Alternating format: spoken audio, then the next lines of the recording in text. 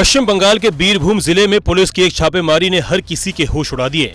गुप्त सूचना के आधार पर जब पुलिस की टीम देवचा गांव में एक साधारण से दिखने वाले 2 मंजिला मकान में दाखिल हुई तो अंदर का नजारा किसी फिल्मी सीन जैसा था। कमरों में नोटों से भरी बोरियां और चमचमाता सोना बिखरा पड़ा था। यह आंकड़ा 28.5 करोड़ रुपए तक पहुंच गया। इसके साथ ही घर से 1-1 किलो की 14 सोने की छड़े और 100 ग्राम के 10 सोने के बिस्कुट बरामद किए गए। 15 किलो सोने की इस खेप की मौजूदा बाजार कीमत करीब 21 करोड़ रुपए आंकी गई है। यानी कुल मिलाकर एक ही घर से लगभग 50 करोड़ रुपए की काली कमाई उजागर हुई है। Police recovered so far 28.5 crore approximate cash and 15 kg of different size of gold bar of different denomination.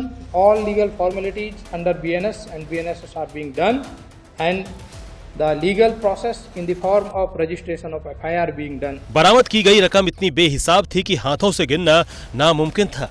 Police ने तुरंत 5 करेंसी काउंटिंग मशीनें मंगवाई, लेकिन बोरों में भरे नोटों का ढेर इतना बड़ा था कि घंटों चली गिनती के दौरान मशीनें भी गर्म हो लोहे के 5 बड़े ट्रंक यानी बक्से मंगवाने पड़े।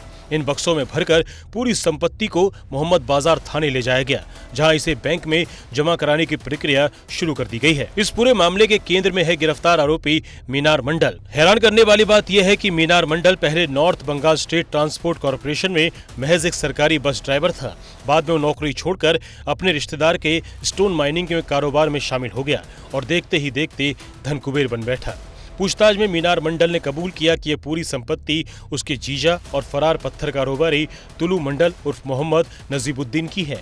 तुलू मंडल बीरभूम के खनन और रेत कारोबार का इसी बात से लगाया जा सकता है कि 2024 में उसने अपनी बेटी की शादी पर करीब 100 करोड़ रुपए पानी की तरह बहा दिए थे। राजनीतिक हलकों में भी तुलू मंडल की गहरी पैठ रही है। इस त्वरित कार्रवाई की सराहना करते हुए इसे रेत माफिया और अवैध सिंडिकेट के खिलाफ एक बड़ी कामयाबी बताया है। उन्होंने साफ कहा कि जनता की संपत्ति लूटने वाले भू माफिया और अवैध सिंडिकेट को किसी भी कीमत पर बख्शा नहीं जाएगा और भ्रष्टाचार के खिलाफ जीरो टॉलरेंस की नीति जारी रहेगी। फिलहाल जांच एजेंसियां ये पता लगाने में जुटी हैं कि इस 50 करोड़ के काले के धन के तार और किन किन बड़े नामों से जुड़े हुए हैं।